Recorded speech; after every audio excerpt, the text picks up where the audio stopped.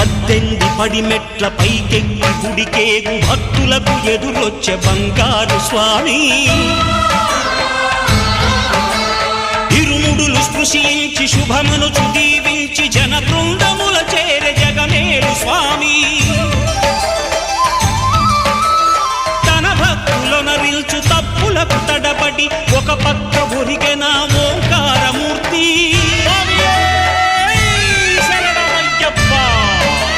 స్వాములందరూ తనకు సాయము కాగా ధీమంతుడై లేచే ఆ కన్య స్వామి